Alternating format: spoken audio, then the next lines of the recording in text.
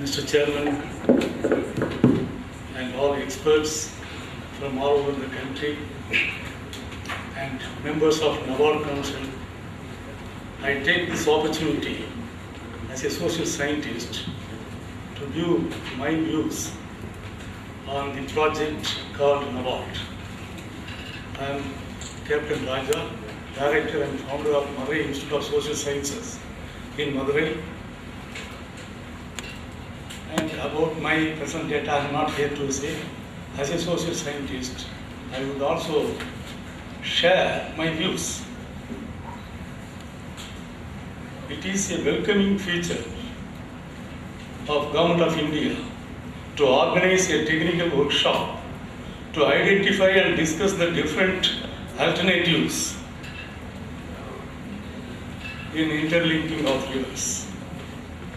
As one of the members of Nawar Council and also social scientist, I foresee the future of our country.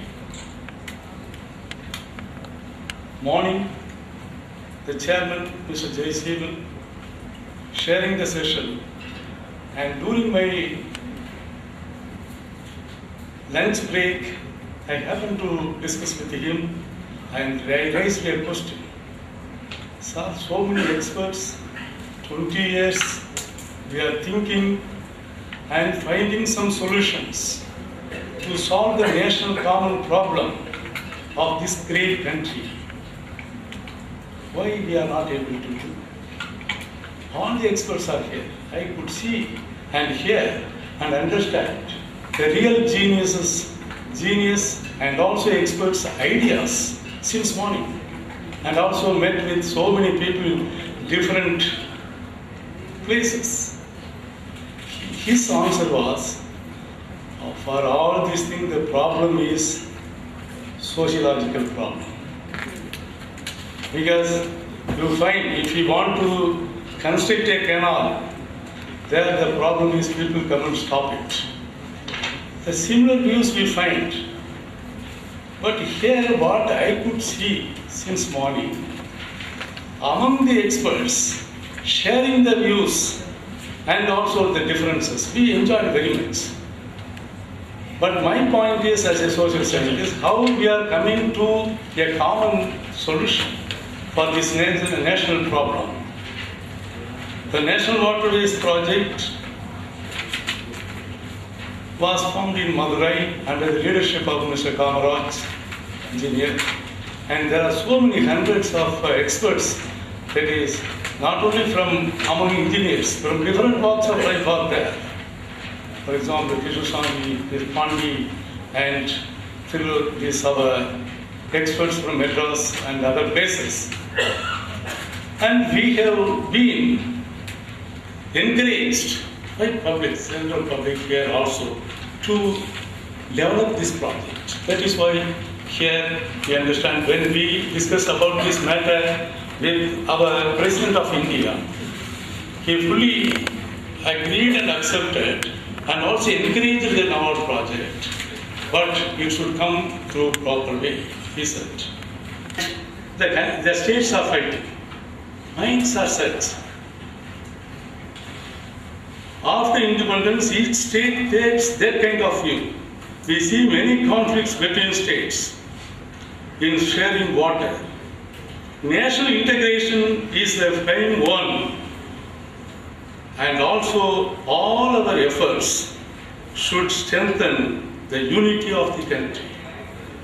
Once the canal system, the Nawar system is established, the unity will also be established throughout the country. Nobody can shake it. Any political party, any kind of people cannot do anything.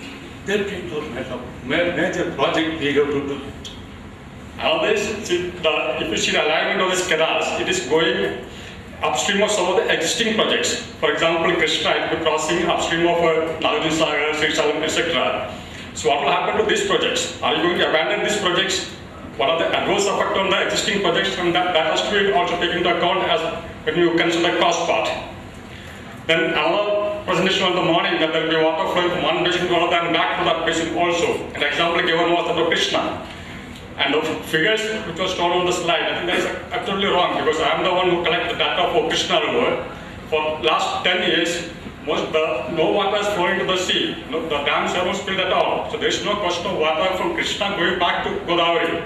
It may happen once in 10 years where there is a big flood in Krishna, and at that time Godavari also will floods. So question of water from Kaveri or Pennar or Krishna going back to north, that doesn't exist at all. Sir, I am not going into the topics that have been already covered. I only focus one important point of the project and make out a case in favor of it, subject to, of course, technical feasibility and other issues. At the outset, I would like to mention a word about Professor Kamrajji. He has done a lot to this project, sacrificed from past 8 months to 8 years, spending huge amount of money to this noble cause. In fact, 2 VIPs, one VIP at All India level, one VIP at Tamil Nadu level. After speaking to Kamraj told me, these are the words, please bear in mind. Mr. Kamraj is a sincere man, a hard worker. God should repay for his hard work and sincerity. This is told not by myself, but a very big man in Tamil Nadu and a very big man in Delhi. They hold very important offices. I cannot quote their name because their positions are very, very delicate. They have seen the project, they have seen his this video cassette also, and then told these words. So this is only a word about Mr. Kamraj. Now I will come to the main point. As a professor of economics, I would like to focus only the economic feasibility of the project. I have supplied the paper to Mr. Kamraj entitled The Economy of India and the National Waterways Project.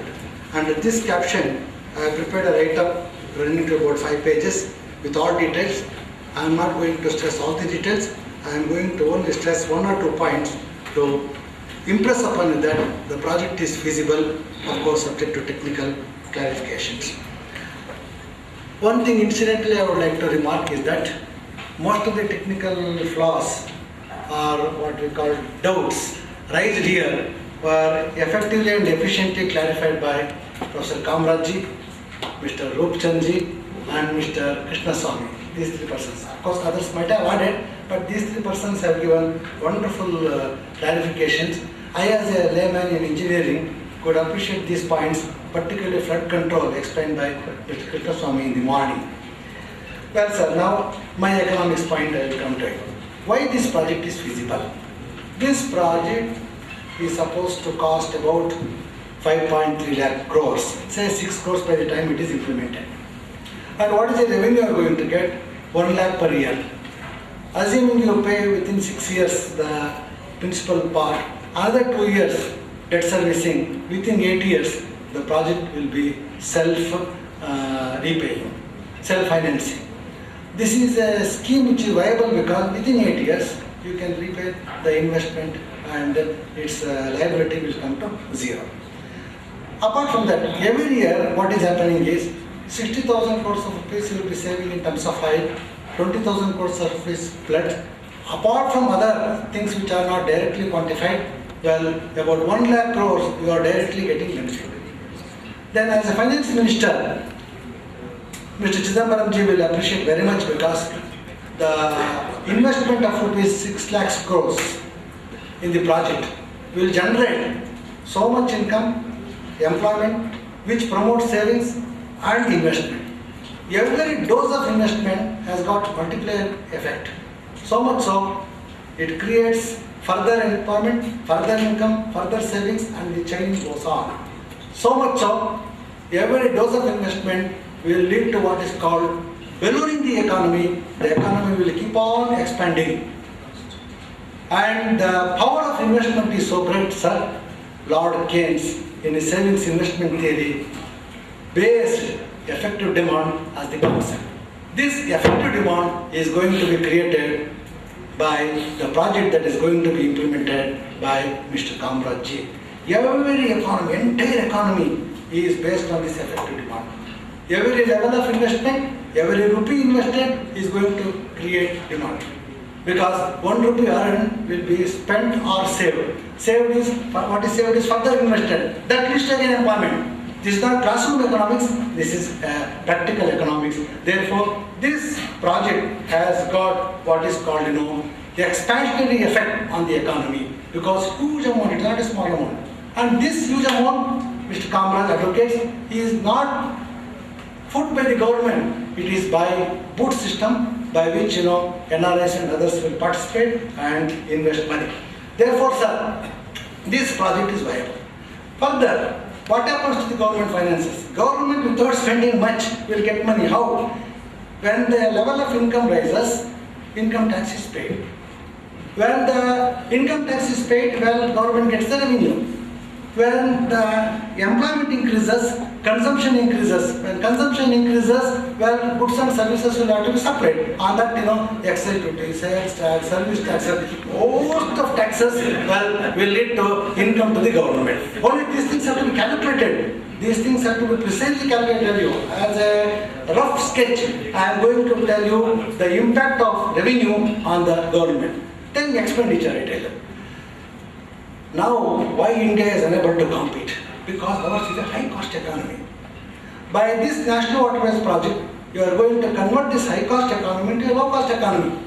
In fact, when I was a student, my revered teacher, Professor Clement, is there. His colleague, Professor D'Souza, was telling, India will not be able to compete with any country because you have to get coal from far-off place and iron. Well, in this cross transport, the cost of production will be very high, and that is because transport cost is very high. If we can reduce this transport cost, he said in those days, 40 years ago, that the cost of production can be reduced and India will be able to compete with other countries. England, he gave us an example.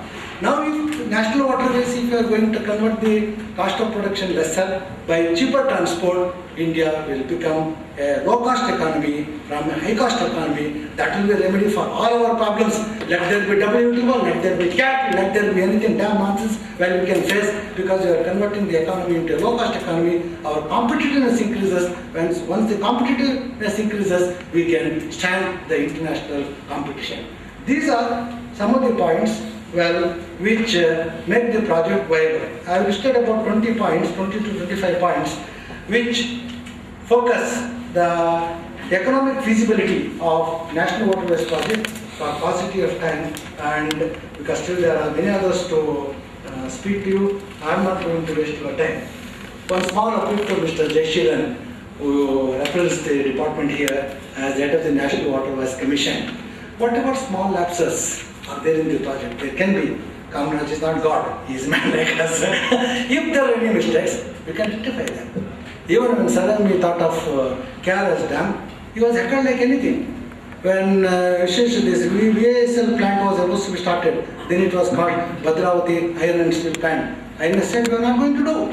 Sarangi resigned. Then he was brought back from Bombay and the project was implemented. So every project will be opposed in the beginning stage. Every project will be having some mistakes or the other. To err is human. Therefore, but those errors can be corrected. It is possible to correct them. Only thing is, we must make a mind to do. In this context, I would like to give you a small example. My president was Honorable Minister for Food and Civil Supplies in Government of Karnataka. One genuine lady came for help. We called a meeting of the officers. 20 officers there. They listed 45 to 50 shortfalls in the scheme and said, sir, it is not possible. Then he said, Mister, I am telling you as the minister, you see this proposal is converted in reality and come with results, don't come with queries. He shouted at them. Next year, they answered all the problems, came with the positive thing and told sir this is the thing. So what is required to execute this project is, well, political will and bulldozing effect, which will see that the project is implemented. I do not find fault with officers or anybody for that matter to point out mistakes. It is their right. It is their duty they are doing. We will take them in good spirit and answer those points and make the project worthwhile one a reality one, and thereby solve the pressing problems of our country. Sir, if this project is going to generate 3 to 5% of GDP, what a big relief will it be. Today our Mantek Singh ji, one of my good friend, he is so much panicky. He says, 8% goes to your road, we can't achieve, it will be 6%, what to do? So then I told, sir, be optimistic, don't worry. If it is going to even 4%, nobody will hang you. Things are going like that, what to do? Let us be optimistic and say, we are going to achieve 8% growth rate. And if it is not possible, tell the people these are the things which made us to do. Sincerity is important.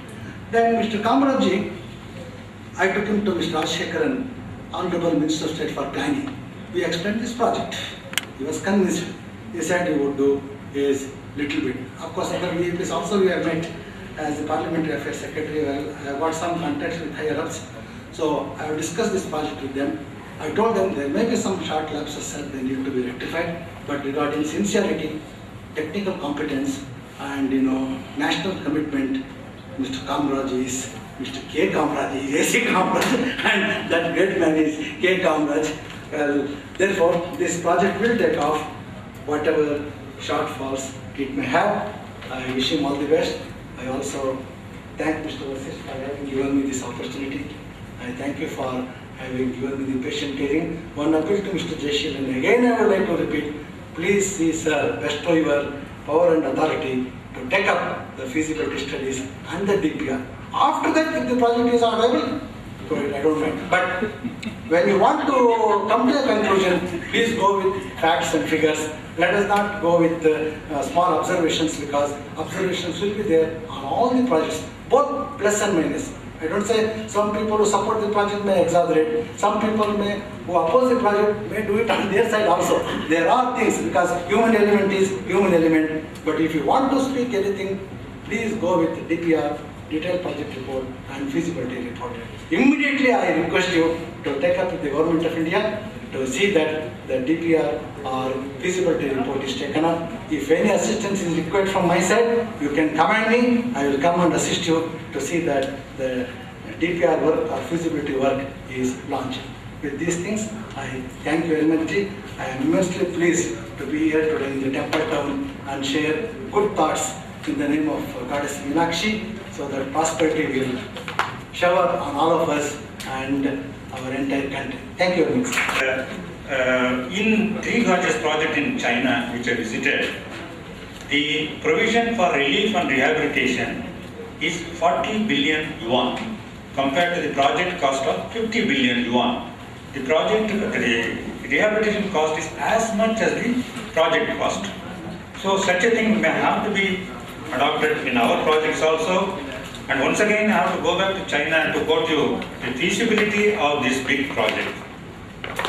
For us, the problem is to bring water from north to south. For them, it is from south to north. They have recently launched 3 canal projects there, 1,300 kilometers long each, as big as river, each one of them. And the cost is about going to be 3 lakh crores. The project was conceived 50 years back, and they have made a start. And there are several positive aspects of environment. Now, for environment protection, you require water. But you require more water for enhancing the environment. You don't want to be static. If you want to be static, you can be there.